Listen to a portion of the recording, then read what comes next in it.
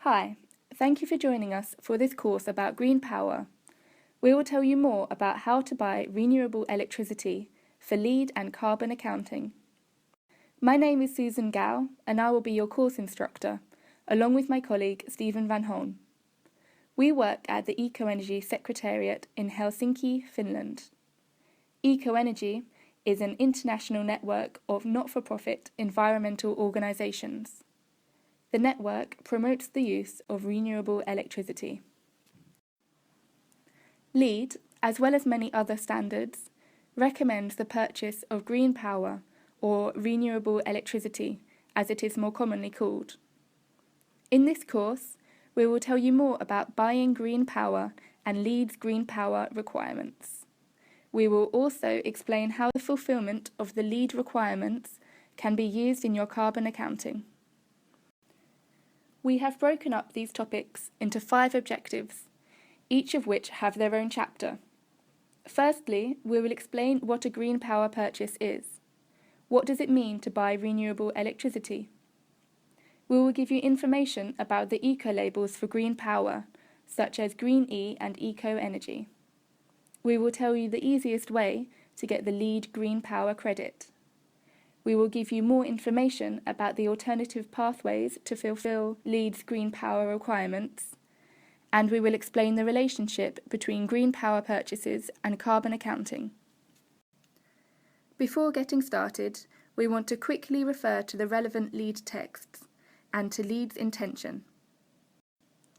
Several LEED standards refer to green power purchases.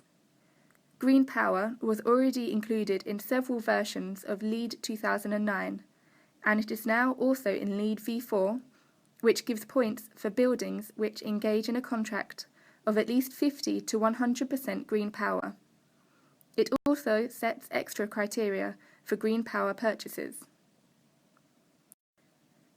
Although this rather technical credit may sound unfamiliar to some of you, LEED's focus on green power isn't anything new or exceptional. There are hundreds of initiatives, standards and organisations that encourage electricity consumers to switch to renewable electricity contracts. We list some here just to give an idea. And all of this happens with the aim of supporting a transition away from fossil fuels and towards renewable energy. Or, as the LEED standard itself says, it wants to encourage the reduction of greenhouse gas emissions through the use of grid-source renewable energy technologies. Thanks, Susan, for this brief introduction. Let's now move to the first chapter and explain how the green electricity market works. The most important concepts we will explain are RECs and the guarantees of origin. As we all know, in the electricity grid, all power mixes. There is no way to physically separate electricity produced from wind, coal or nuclear, unless you were to build different electricity grids. So if you live close to a nuclear power plant, it's very likely your home will be powered by that nuclear power. However, in several parts of the world, decision makers have introduced choice to the electricity market. The clearest example of this is the liberalization of the electricity market. Basically, this means that consumers can choose who puts electricity on the grid. But freedom to choose doesn't just stop there. A growing number of suppliers are giving consumers the possibility to choose green energy contracts. This is the direct result of a growing demand for renewable electricity in a market that is increasingly concerned about the environment and climate change.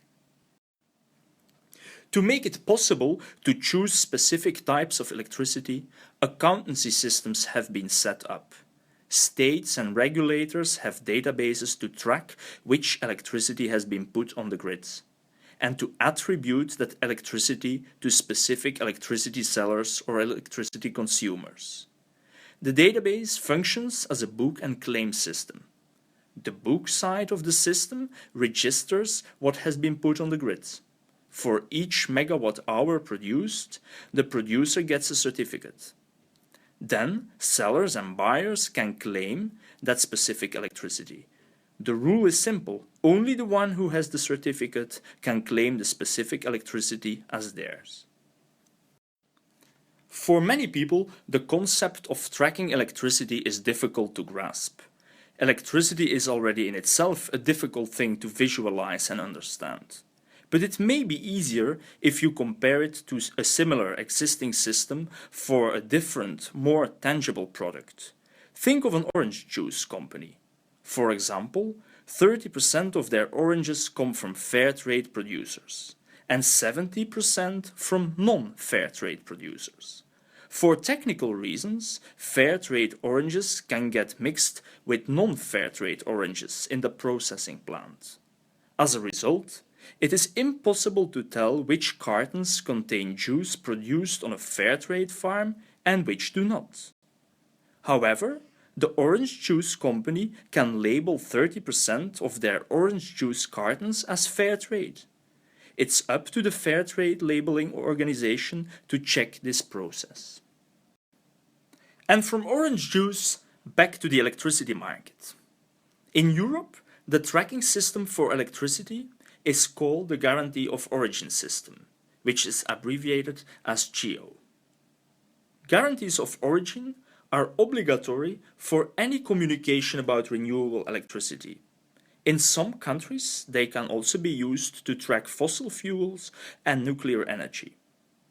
In the United States, the tracking certificates are called Renewable Energy Certificates, or RECs. Both the REC and the Guarantee of Origin system are standardized. They issue certificates for each megawatt hour produced, and each certificate gives detailed information about the electricity, including the name of the production unit and the date of production. You could say that they are the identity cards of the electricity. Guarantees of origin are valid for a maximum of 1 year, and RECs are valid slightly longer. This means that there is no real time match between the production and the consumption. For example, if a Danish wind turbine produces 100 megawatt hours in January 2015, it gets 100 guarantees of origin. And a consumer using 100 megawatt hours between January 2015 and December 2015 can use these guarantees of origin produced in January and then claim that their whole annual electricity consumption is from wind power. The basic concept is simple.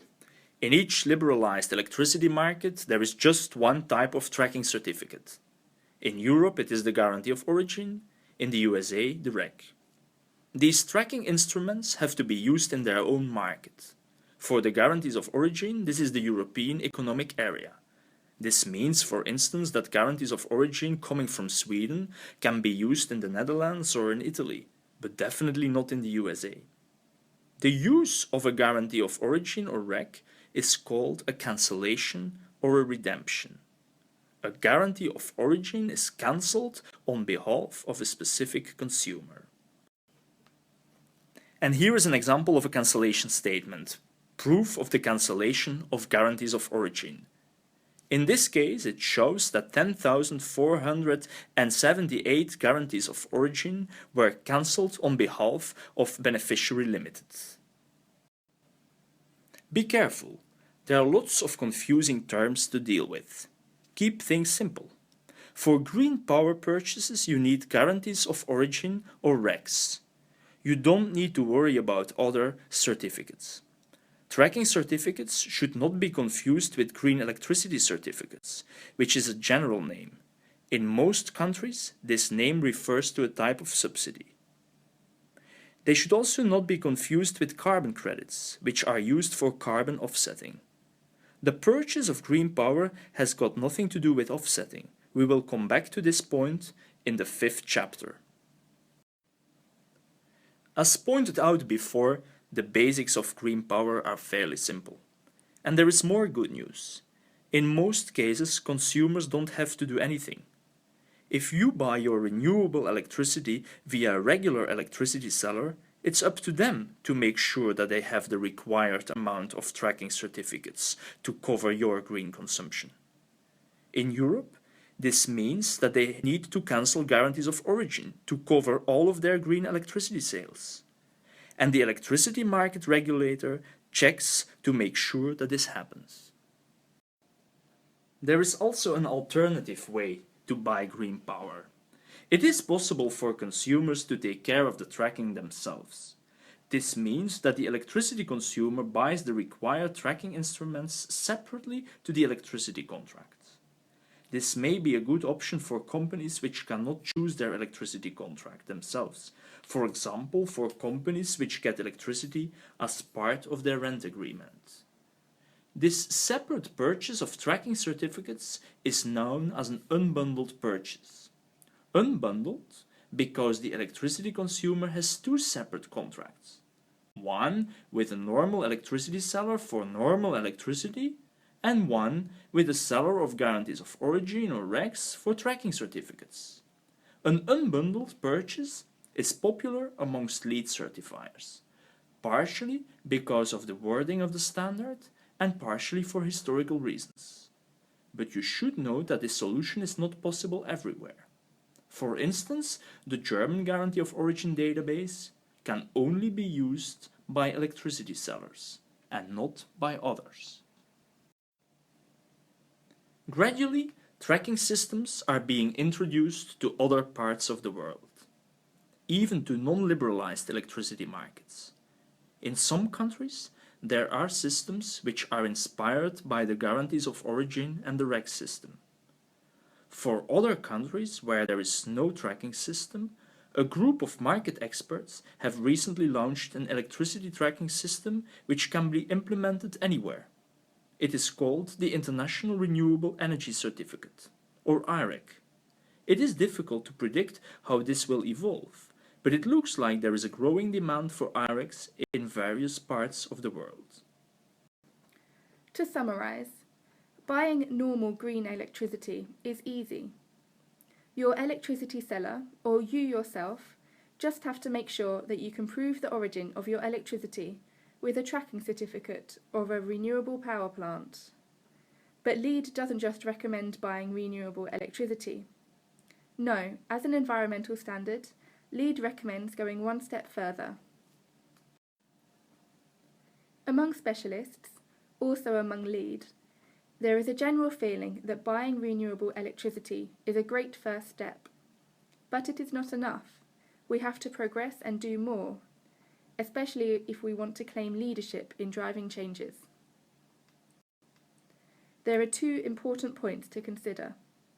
The first is, how can we make sure that a purchase of green electricity contributes to a positive change? Is just buying energy from an already existing hydropower plant or wind farm enough? Many say more can be done. Biodiversity is another important issue. Some renewable energy production methods have a considerable impact on wildlife. Dams block fish migration, wind turbines can kill bats. Many people prefer supporting the most environmentally friendly power plants, rather than just treating all green power as equal. And this is where ecolabels come in. Using ecolabels is a way to prove additionality and go that one step further. Ecolabels include special or additional criteria for electricity production and can also fund projects such as the building of new renewable energy installations. They show that you are buying more than just green power. As you are likely aware, ecolabels are third-party verified and independent. They guide consumers through the jungle of the liberalised electricity market. EKOenergy and Green E are two of the most famous ecolabels for electricity.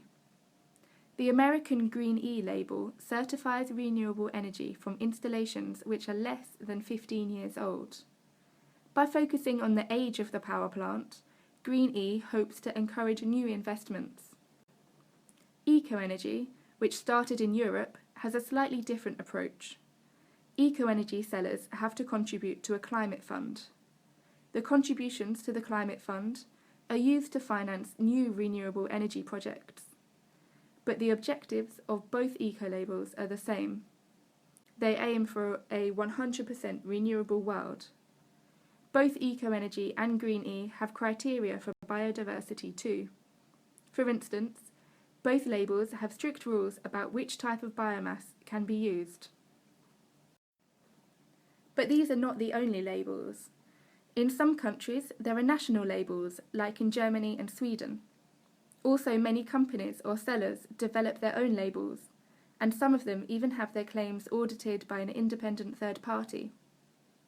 But EKOenergy and Green E are the only NGO-driven, not-for-profit labels that work on an international level. They are also developed through transparent procedures based on cooperation and the involvement of all relevant stakeholders. This is why LEED refers to Green E and EKOenergy. To avoid misunderstanding, ecolabels do not replace the American REC or the European Guarantee of Origin. They come on top of the tracking certificates. For instance, if a supplier wants to sell EKOenergy, first they need a guarantee of origin from a power plant that fulfills the EKOenergy criteria, and then they have to pay a contribution to EKOenergy's climate fund. As tracking systems develop outside Europe and the US, ecolabels can also spread to other parts of the world. For instance, EKOenergy labelled electricity has already been sold in China.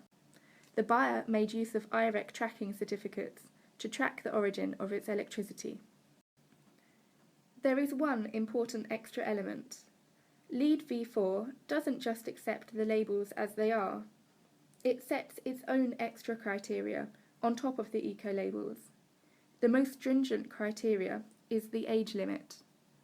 Already in the very first line of the Green Power chapter, LEED makes it clear that the green power has to come from power plants that have come online since January 1st, 2005. For the American market, this is easily done as it overlaps with the requirement to buy Green E ecolabeled electricity. However, in Europe, and possibly other markets, this is an extra criteria, as the EKOenergy ecolabel does not include an age limit. It has chosen another solution, the climate fund. This means that users in Europe will have to make an extra effort to prove this. In the next chapter, we will speak more about this issue. And so, after all the theory, let's now move to how it works in practice. What do you have to do to get a green power credit? Or what does your supplier have to do for you? EKOenergy and Green E can be both in two ways. These two ways are completely in parallel with the two ways to purchase green electricity as mentioned in the first chapter. The first way is via the normal electricity seller. If the electricity seller has signed a license contract with EKOenergy, they can sell EKOenergy certified green power. The same is true in the US with sellers licensed by Green E. If you buy eco-labeled electricity via your electricity seller, nothing else needs to be done. In this case, EKOenergy or Green E comes with your electricity. In Europe, you will just need extra evidence from your supplier that the electricity comes from young installations. The second pathway to purchase eco-labeled green power is via a so-called unbundled purchase, which was explained in the first chapter. This means that the consumer doesn't ask for anything special from their electricity supplier, but contacts a seller of tracking certificates who is licensed by EKOenergy or Green E. You can find a list of licensed sellers on the EKOenergy and Green E websites. The licensed seller will check if the tracking certificates come from a power plant that qualifies. They will make sure that all other requirements are fulfilled, and they will then send an audit report to the EKOenergy or Green E Secretariat. It is important to remember that all licensed sellers sell both eco-labeled and non-eco-labeled products. You have to explicitly ask for an EKOenergy or Green E contract. The recommended wording for an EKOenergy for LEED contract is copied here. EKOenergy recommends its licensed sellers to add this paragraph to contracts for consumers purchasing EKOenergy for LEED. And here you see an example of an EKOenergy contract. LEED's green power requirements allow you to choose either a contract for 50% renewable electricity or 100% renewable electricity. If you buy only 50% renewable, you get 1 point, and if you buy 100% renewable, you get 2 points. Under LEED O&M it is different. You get 1 point for 25% renewable, 2 for 50%, etc., reaching 4 points for a 100% renewable electricity contract. We recommend, of course, that you choose a 100% renewable electricity contract, as it is more practical, easier to communicate about, and much more logical, particularly for your carbon footprinting reports. So far, it's fairly easy. If your contract has the EKOenergy or Green E label, it is okay, or almost okay. There are 3 more issues to take into account to guarantee compliance with the LEED criteria. The first is about the age of the power plant. As mentioned previously, one of LEED requirements is that the electricity comes from power plants which have been commissioned after 2004. In Europe, the seller will have to make an extra effort to prove the age of the power plant. This is doable, as the date on which the power plant came online is one of the elements mentioned in the guarantee of origin. However, not all countries include that information on the proof of cancellation. In these cases, the seller will need to be more creative, for instance, by adding information about the power plant. EKOenergy sellers are aware that they have to take this into account for their LEED clients.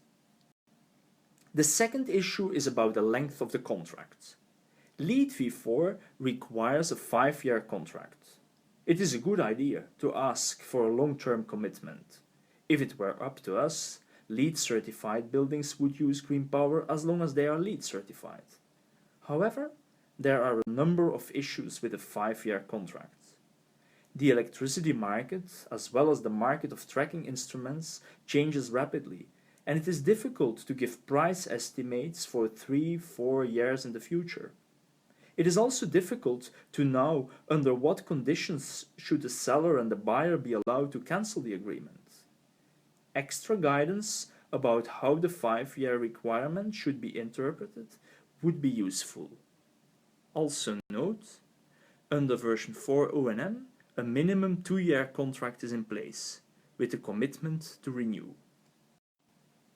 And lastly, there is a third issue, and that's the question, which ecolabel should be used where?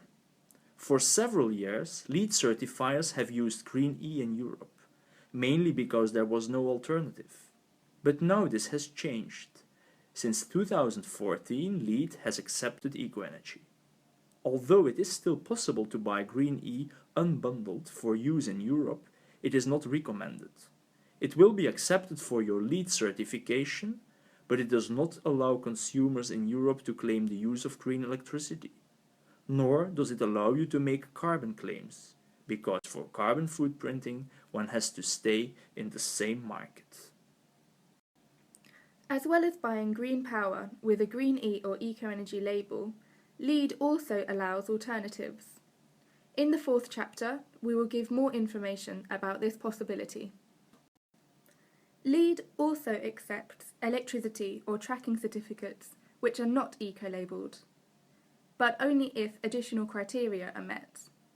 In other words, LEED lets you choose between using a third-party verified eco-label and a self-constructed proof that the electricity has some characteristics of an eco-labelled product. Regarding Europe, the additional requirements are not very clear in the supplemental reference guide with alternative compliance paths, but they are explicitly mentioned in the alternative compliance path for EBOM. The additional requirements mainly include nature protection criteria. For example, you have to provide evidence that the renewable energy installation is not located in a nature reserve area. For hydropower, LEED refers to the rating of the river under the European Water Framework Directive. If the renewable energy source is biomass, the biomass must be of European origin. To prove the equivalency, the seller and/or the consumer have to use a combination of information on the used guarantee of origin and external sources, such as maps, websites, etc.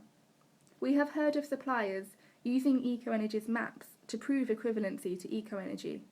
We do not think this is correct, because the EKOenergy criteria does not fully correspond with the additional criteria set by LEED. Secondly, referring to EKOenergy's map, it gives the false impression that the other EKOenergy criteria are fulfilled as well, which is not the case. For instance, there is no support of new renewable energy installations because there is no contribution to the EKOenergy Climate Fund. It will be up to the USGBC to develop guidelines based on common practice. As long as these guidelines are missing, our recommendation is, of course, to use the existing ecolabels and to limit this do-it-yourself construction to exceptional situations. We think this is also LEED's intention. In other words, buying green power may seem difficult, but it can be very simple. Our recommendation is to choose electricity with an ecolabel to make your life easier. And there is more good news in the 5th chapter. Buying green power isn't only easy, it is also of direct use for companies interested in carbon accounting. The main international standard for carbon accounting is the Greenhouse Gas Protocol. It is used by almost all large companies. The Greenhouse Gas Protocol distinguishes 3 spheres or scopes of carbon emissions. Scope 2 emissions are the greenhouse gas emissions linked to purchased electricity, heat and cooling. Information about how to calculate these Scope 2 emissions can be found in the Greenhouse Gas Protocol Scope 2 guidance. On liberalized electricity markets, companies have to calculate their Scope 2 emissions via a market-based method. This means that the consumer has to use the market to choose its electricity, or in other words, they have to use tracking instruments such as REGs or guarantees of origin. If a consumer buys electricity from a wind farm, they also get the carbon emissions related to the production of that electricity. In this case, the carbon emissions are 0. If an electricity consumer does not buy tracked electricity, they have to use the so-called residual mix for the calculations of their market-based carbon number. This residual mix is the leftover or unclaimed electricity, which includes a lot of energy from fossil fuels and nuclear. Outside the US and Europe, the calculation of a market-based carbon number is not obligatory. But for those who want to, the IREC certificate is recognized as a valid tracking instrument for carbon accounting. Tracking certificates are used for carbon footprinting, but they are not a way to offset. They are a way to track electricity and to attribute its emissions to specific consumers. Carbon offsetting means the compensation of emissions produced. For example, if you use an airplane, you can compensate the emissions you cause, for example, by making sure somebody plants trees.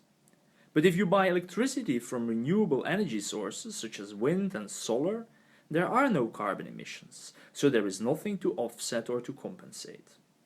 Please note, this course is about green power purchases and has nothing to do with carbon offsetting. The Greenhouse Gas Protocol refers to green E and EKOenergy, just like LEED. For instance, in Chapter 11, EKOenergy and the EKOenergy Climate Fund is explicitly referred to. It is listed as one of the tools which can be used by companies to do more. And we are approaching the end of the presentation. Let's quickly summarize the main messages.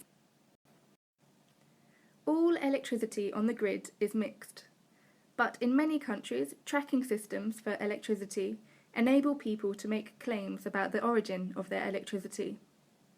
There is only one tracking system per territory. In Europe, it is the Guarantee of Origin system. In the US, it is the REC system. In other areas, other systems can exist. Ecolabels, such as EKOenergy and Green E, help people find the most environmentally friendly electricity contract. Both electricity suppliers and specialised sellers of Guarantees of Origin and RECs can help you fulfil the LEED requirements. The easiest way to prove compliance is via the use of EKOenergy or Green E.